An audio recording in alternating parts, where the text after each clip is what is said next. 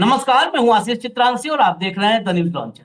Mid day मुद्दा with Ashok Wankhede. Karnataka की आलंद विधानसभा seat पूरे देश को याद हो गई है। आलंद का नाम ही राहुल गांधी ने पूरे देश को रटवा दिया।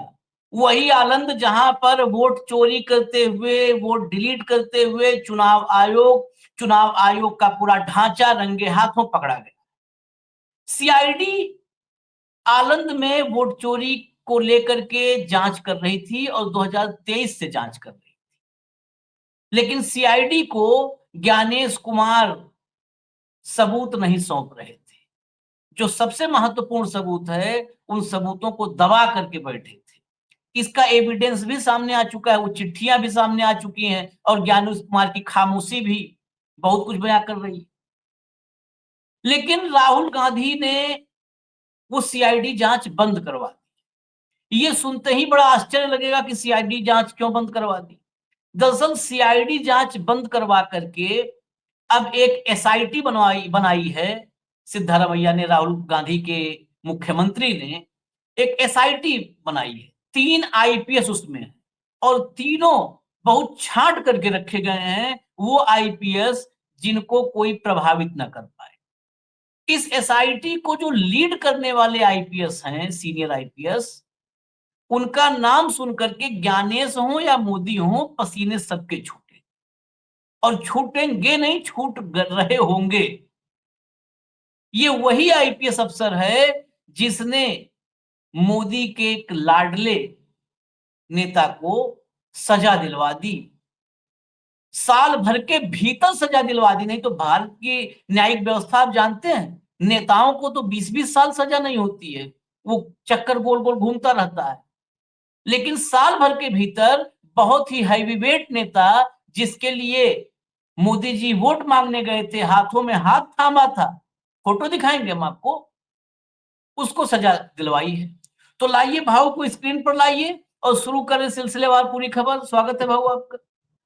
जरा खबर दिखाना शुरू करते हैं भैया, लाइए खबर लाइए। देखिए, राहुल गांधी के वोट चोरी के आरोपों पर कर्नाटका में बवाल। क्या हुआ था आलंद विधानसभा में, अब एसआईटी करेगी जांच। यहां भी अभी पूरी खबर क्लियर नहीं होगी, चलिए आगे बढ़िए, आगे बढ़िए। आलंद क्षेत्र में वोट चोरी के आरोपों की जांच करेगी एसआईटी। कर्नाटक सरकार ने बीके सिंह की अगुवाई में बनाई टीम। नेक्स्ट, अब आगे चलिए। यही बीके सिंह नाम ध्यान रखिए। आलंद वोटर फ्रॉड मामले की जांच अब बीके सिंह की अध्यक्षता में एसआईटी करेगी। जानकारी नहीं मिलने की वजह से सीआईडी की प्रारंभिक जांच रोक दी गई थी। एसआईटी में 3 वरिष्ठ आईपीएस अधिकारी शामिल हैं। मुख्यमंत्री ने कहा कि यह टीम मामले की निष्पक्ष और त्वरित जांच सुनिश्चित करेगी। आगे बढ़िए। सीआईडी की प्रारंभिक जांच रोक दी गई थी क्योंकि आरोपों के मुताबिक चुनाव आयोग ने आवश्यक तकनीकी डेटा उपलब्ध नहीं कराया था। अब गठित एसआईटी में साइबर क्राइम और स्पेशल इंक्वायरी डिवीजन के 2 वरिष्ठ आईपीएस अधिकारी सईदुल अदावत और सुभनविता भी शामिल हैं। एक्सपर्ट्स को लाया गया। नेक्स्ट, बीके सिंह, जिनकी अध्यक्षता में एसआईटी है, अब इनकी प्रोफाइल देखिए जरा। बीके सिंह पहले भी कई हाई प्रोफाइल मामलों की जांच कर चुके हैं, जिनमें संपादक कार्यकर्ता गौरी लंकेश, ये बहुत चर्चित है, देश भर में नाम सुना है लोगों ने, गौरी लंकेश हत्या, इसकी जांच की। कलबुर्गी, मतलब कर्नाटक, मुझे लगता है सारा हाई प्रोफाइल यही हैंडल किए हैं। एमएम कलबुर्गी की हत्या। पूर्व सांसद प्रज्वल रेवन्ना के खिलाफ आरोप शामिल हैं। उनके नेतृत्व में ही प्रज्वल रेवन्ना को 1 साल से भी कम समय में दोषी ठहराया गया था। साल भर से कम समय में सजा दिलवा दी। नेक्स्ट आइए, ये देख लीजिए, इसलिए हम दिखा रहे हैं कि लिखा है तो दिखाएंगे। ये प्रज्वल रेवन्ना है और ये नरेंद्र मोदी आपको दिख रहे हैं, हाथों में हाथ है। अब देखिए, कर्नाटका में एक सीट तो है नहीं, कितने सांसद हैं या कितने प्रत्याशी हैं जिनके लिए मोदी खुद गए हाथों में हाथ थाम के वोट मांगने के लिए, और ये उनकी पार्टी में भी नहीं है। ये तो देवगौड़ा के पोते हैं प्रज्वल रेवन्ना, लेकिन देवगौड़ा के पोते के लिए आशीर्वाद और दुलार दोनों मोदी के मन में था, तभी गए थे। नेक्स्ट आइए, ये फोटो देख लिया आपने, यही वो मसला है जिसने भारत की राजनीति में कितना बड़ा तसला खड़ा कर दिया है। क्रोनोलॉजी समझिए, ये जो आनंद का मामला खुला था यही है। अब नेक्स्ट आइए, ये 3 अफसर देख लीजिए आप, तीनों अफसर, क्योंकि इन तीनों अफसर को पहचानना जरूरी है। ये सबसे पहले आप देखिए, एडीजीपी सीआईडी हैं, additional DGP CID B K Singh.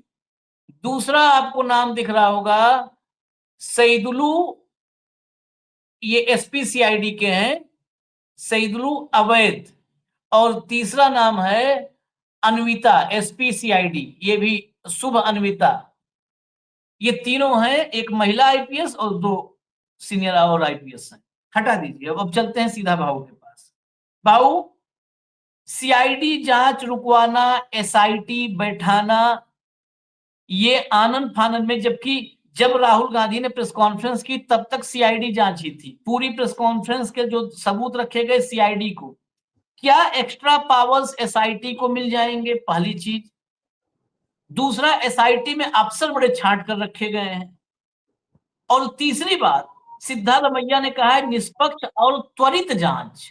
ये त्वरित जांच यानी हाइड्रोजन बम जो कहा जा रहा है आगे लेकर के आएंगे, उसके पहले ये जांच करके ज्ञानेश और चुनाव आयोग ये इतना अंडर प्रेशर हो जाए, अगर मान लिया कि एसआईटी के पास कुछ ऐसी अथॉरिटी हो, पावर हो, या एसआईटी कोर्ट के जरिए जाकर के सबूत वसूल सके, निकलवा सके इनसे, तब तो ज्ञानेश कुमार और चुनाव आयोग एक्सपोज हो जाएंगे।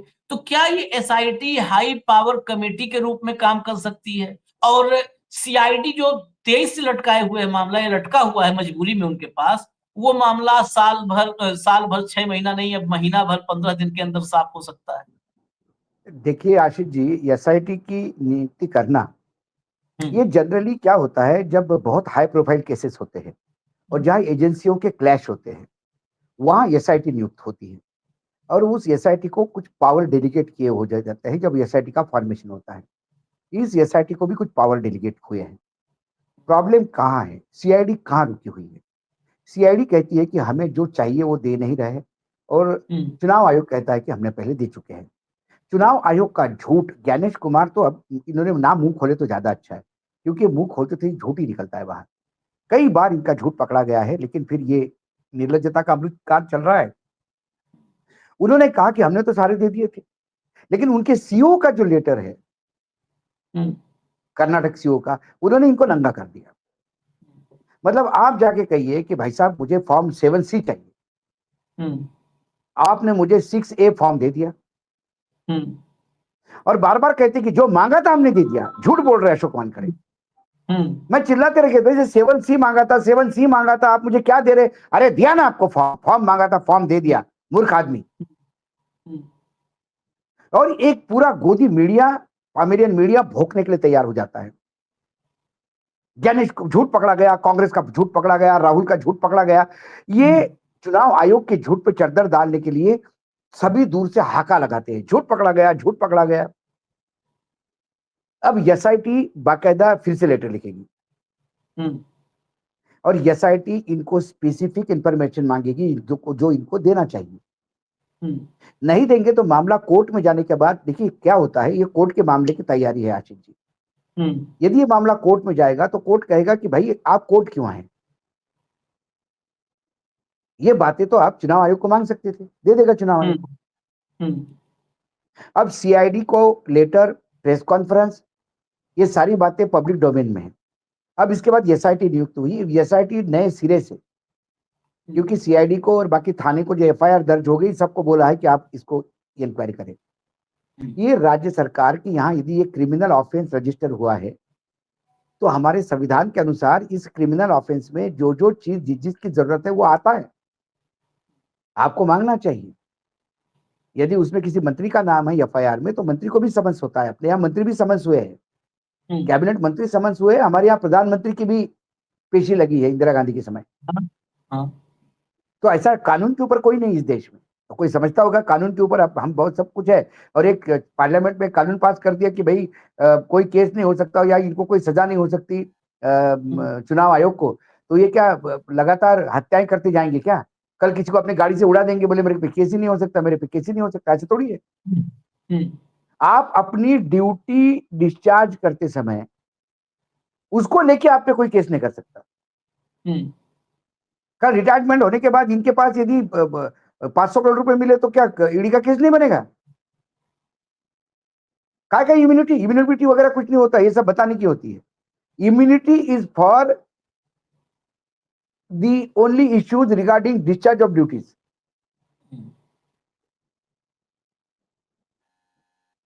तो अब जब एसआईटी इनको मांगेगी स्पेसिफिकली तो वही देना पड़ेगा। वो जो साइबर वाला है, इसमें जो एक नाम लिया है आपने, एक अधिकारी जो एसपी है, 2 साथ में। हाँ। हाँ, इसमें एक है सईदुल अदावत। इनको कर्नाटक में साइबर कॉप कहते हैं। और ये वही है जिन्होंने ये जो स्टैम्पेड हुआ था तुम्हारे स्टेडियम में, हाँ हाँ। उस स्टेडियम के स्टैम्पेड को भी इन्होंने हैंडल किया था। ये खुद भी जख्मी हो गए थे उसमें। ये भी जाबाज ऑफिसर है ये। इस बार कमी कोई नहीं छोड़ी।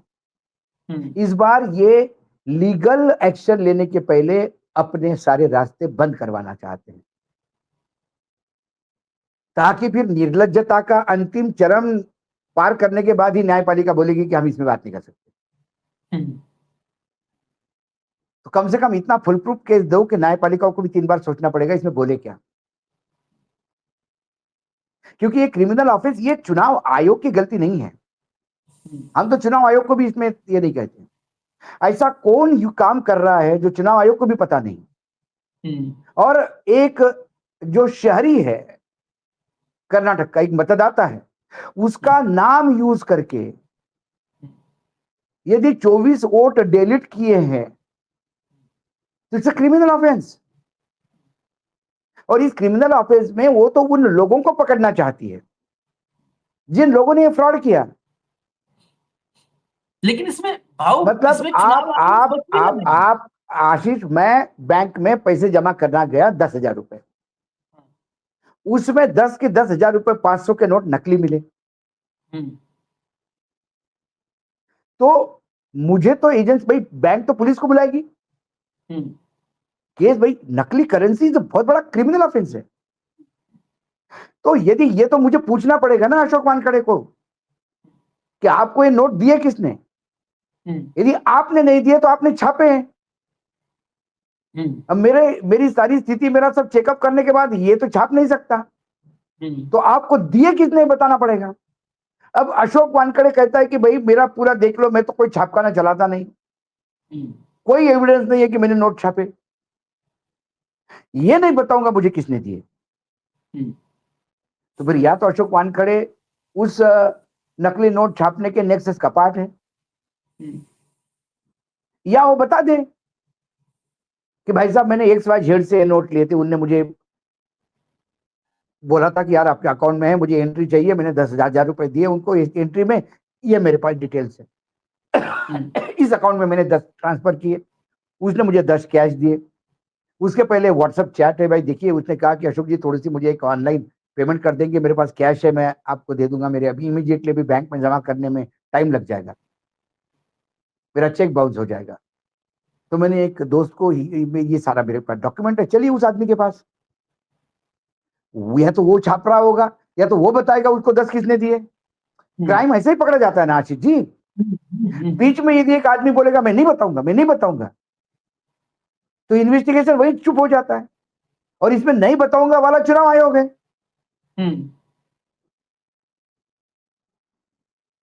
या बताता है कि मैंने अरे भैया आपको ये 500 के नोट किसने दिए, या आपने कहां से लाए। मैंने तो बताया मेरे पॉकेट में 100 का नोट है, देखो असली है कि ओरिजिनल है कि डुप्लीकेट है। अरे आपके पॉकेट का 100 का नोट ओरिजिनल है, उसकी बात नहीं हो रही है। आपने जो 500 दिए इनको, वो कहां से लाए। आपने नोट मांगा, मैंने दिया, मेरा नोट ओरिजिनल है, अब डुप्लीकेट नोट की मेरे पास नोट की बात मत करना। ये चुनाव आयोग का रवैया है। ये कोर्ट डंडा करके बोलेगा दो इनको। जैसा चुनाव आयोग ने कहा था कि हमको, हमारी जिम्मेदारी नहीं है जिनका नाम काट दिए, क्यों काट दिए और कैसे काट दिए और कितने के काट दिए, ये बताना कोई हमारा दायित्व नहीं, बोला था ना। अफिडेविट दिया था ना सुप्रीम कोर्ट ने, कोर्ट ने कहा नथिंग डूइंग, ये कोई दादागिरी नहीं है आपकी, ये देश के, ये मत अधिकार है, किसी का मत अधिकार आपने वापस ले लिया है, उसका नाम भी बताना पड़ेगा और क्यों वापस ले लिया ये भी बताना पड़ेगा।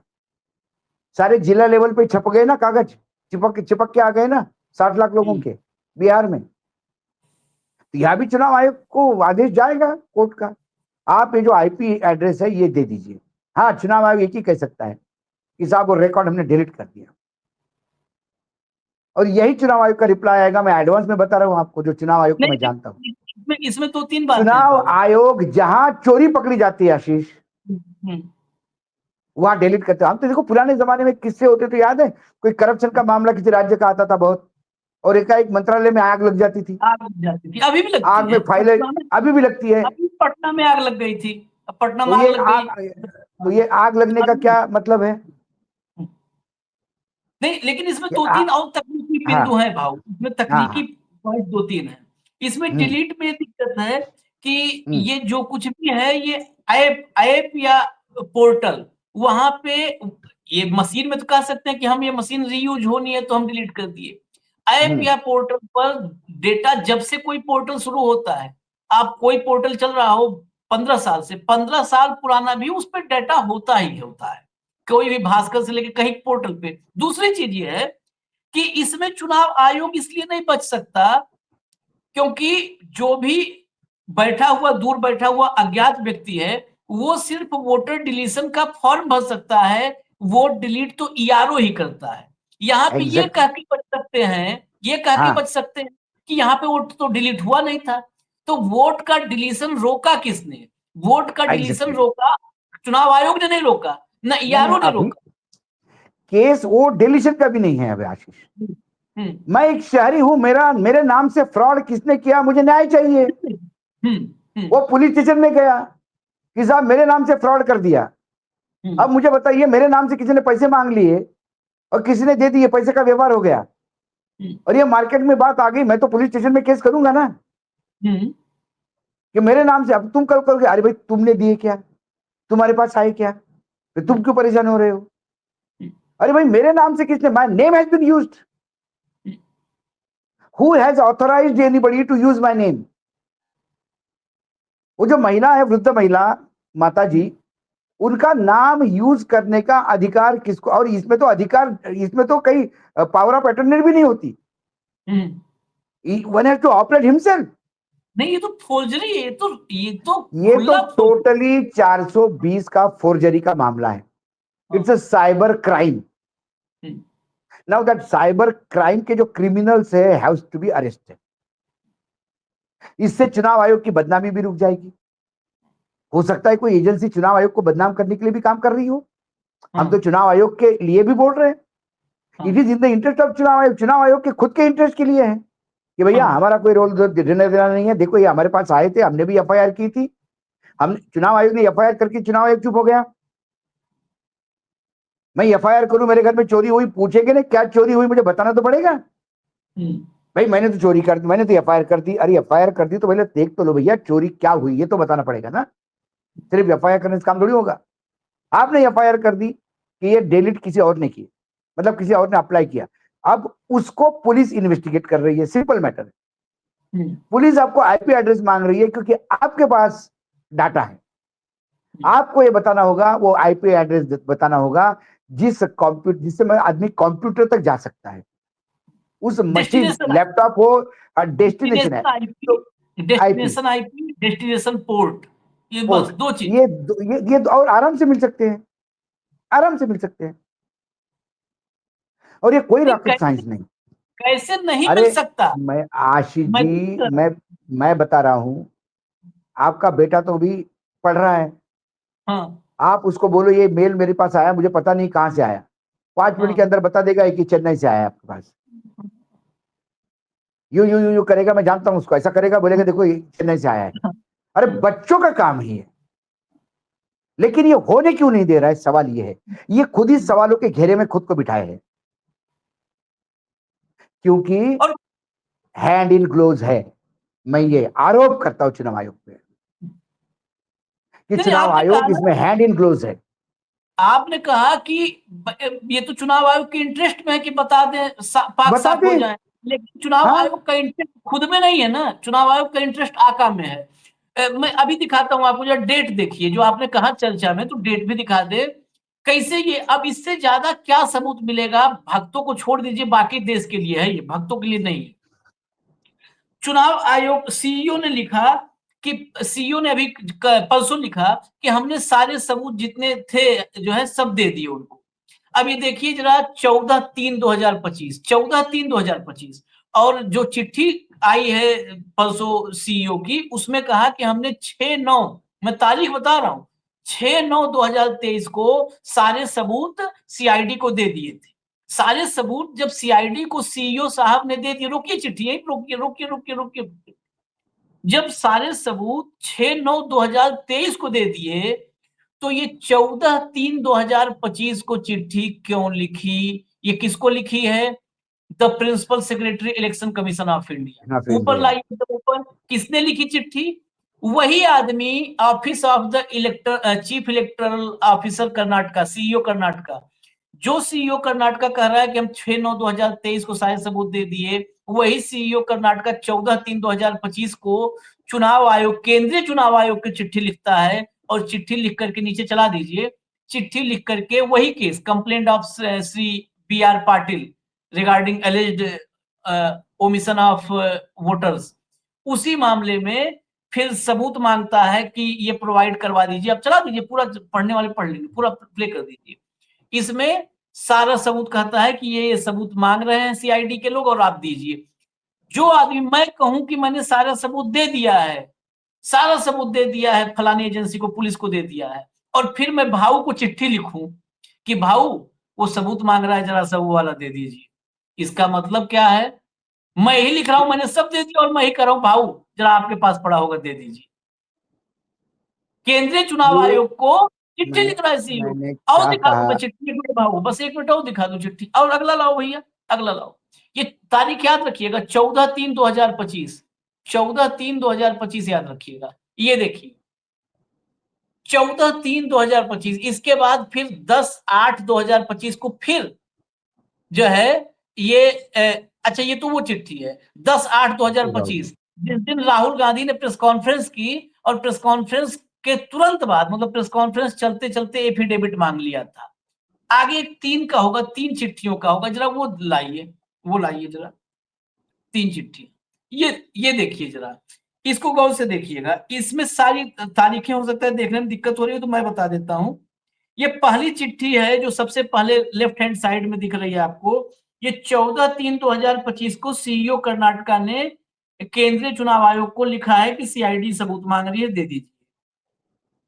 उसके बगल में जो बीच में है, ये सीआईडी ने लिखा है, साइबर क्राइम, सबसे ऊपर देखिए बीच वाली चिट्ठी में cyber crime division, CID. CID ने 14/2/2025, मतलब 14 फरवरी 2025 को the chief election officer Karnataka, CEO Karnataka को चिट्ठी लिखी 14 फरवरी 2025 को, बीच वाली, और बाएं वाली 14 मार्च 2025 को लिखी केंद्रीय चुनाव आयोग को सीईओ कर्नाटका ने। मतलब सीआईडी ने लिखा सीईओ को कि ये वाला सबूत दो भैया, डेस्टिनेशन आईपी दो, सीईओ ने लिखा दिल्ली को कि डेस्टिनेशन आईपी प्रोवाइड करवाओ। अब बताइए इससे बड़ा सबूत क्या होगा? आपके सामने है। इसके बाद, और ये 14/2/2025, सबसे आखिर दाहिने तरफ देखिए, 14/2/2025, ये 14/3 की दूसरी चिट्ठी है। 14/2/2025 को जो चिट्ठी सीआईडी ने लिखी, उस चिट्ठी पर यहाँ पर नंबर भी है, DPAR 85, ये नंबर भी है। उस चिट्ठी को फिर बढ़ा दिया कि kindly attention Shri Pramod Kumar Sharma, principal secretary ECI, नाम लिख के, जो सबसे दाहिने है, Pramod Kumar Sharma principal secretary ECI के हैं, केंद्रीय चुनाव आयोग के, उनको फिर लिखा है कि आप ये चीजें प्रोवाइड करवा दीजिए। तो आपको, तो आपके सामने 2-2 चिट्ठी दिख रही है एकदम साफ साफ। 14/3 वाली चिट्ठी जो है, 14/3 वाली, 14 मार्च वाली, वो kindly attention Shri Amit Kumar, secretary ECI, ये अमित कुमार सचिव केंद्रीय चुनाव आयोग के को काइंडली अटेंशन करके भेजा है। और ये चिट्ठियां किसने भेजी हैं? ये चिट्ठियां सीईओ कर्नाटका ने भेजी हैं। तो जब 2023 में आप सारा सबूत दे चुके भाऊ, तो 2025 में अपने ही दफ्तर से, अपने ही बॉस से क्या मांग रहे हो? देखिए, सबूत तो ये मांग रहे थे। हम्म, राहुल गांधी ने प्रेस कॉन्फ्रेंस देने के बाद हमने सबको दे दिया, सब कुछ दे दिया, ये बोल के राहुल गांधी को झूठ साबित करने का एक पूरा नरेशन इन्होंने बनाया। लेकिन ये भूल गए कि इनके स्टेटमेंट और इनकी चिट्ठियां बाहर लोगों के पास भी होगी, पब्लिक डोमेन में। हम्म, जब चिट्ठियां आती है तो अब ये मुंह दिखाने के लायक नहीं है, लेकिन फिर भी बेशर्म है। फिर प्रेस कॉन्फ्रेंस करेंगे और फिर बताएंगे कि नहीं हमने ये किया वो किया। अब एसआईटी का मुख्य उद्देश्य यही है कि एसआईटी अपनी पूरी रिपोर्ट फाइल करेगी और इस रिपोर्ट में कहेगी कि हम ऑलमोस्ट क्रिमिनल के पास पहुंच गए थे, प्रोवाइडेड हमें ये डिटेल दे। या हो सकता है कि चुनाव आयोग अपनी इज्जत बचाने के लिए जब एसआईटी लिखेगी तो फिर एसआईटी को नए सिरे से कुछ इंफॉर्मेशन देंगे। लेकिन इतना जरूर है कि लोकेशन का आईपी मिलते से ही, डेस्टिनेशन आईपी मिलते से ही और डेस्टिनेशन पोर्ट मिलते से ही ये वो लैपटॉप और ये वो डेस्कटॉप पकड़ में आएगा जिस पे काम हुआ, कि किसका है, कौन था, लोकेशन।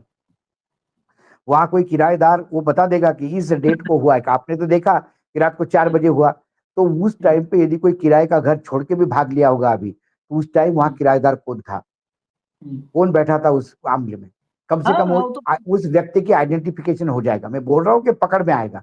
हो सकता है वो विदेश भी चला गया हो इतनी देर में, या इन लोगों ने भगा दिया होगा, लेकिन वो पता पड़ेगा कि ये आदमी कौन था।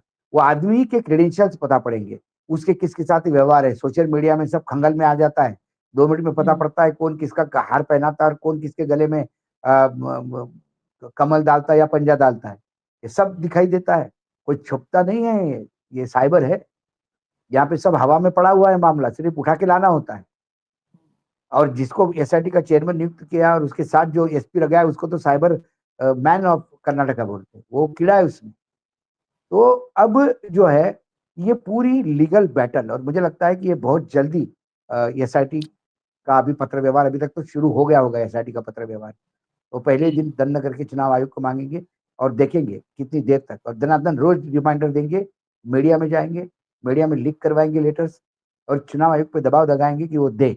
अब ये चुनाव आयोग को तय करना है कि वो देना चाहता है नहीं देना चाहता है। इसके बाद फिर वो कोर्ट का मामला है कि हमने एसआईटी भी नियुक्त की, एसआईटी ने भी मांगने के बाद अब तो न्यायपालिका दे दे, क्योंकि हमको चुनाव आयोग को कुछ नहीं कहना है। वोट तो डिलीट हुए नहीं, चुनाव आयोग को साधुवाद उसके लिए। लेकिन जिस आदमी ने हमारे शहरी, हमारे कर्नाटक के लोगों का फ्रॉड किया है, उनके साथ उनका मिसयूज किया है उसके नाम का, वो आदमी पकड़ना जरूरी है। उसके लिए ये लोकतंत्र के लिए ठीक है, संविधान के लिए ठीक है, चुनाव आयोग के लिए भी ठीक है, और कर्नाटक के लोगों को न्याय मिल जाएगा जिनका नाम यूज हुआ है। या हो सकता है कर्नाटक के लोग झूठ बोल रहे हो, ये पकड़ में आ जाएंगे।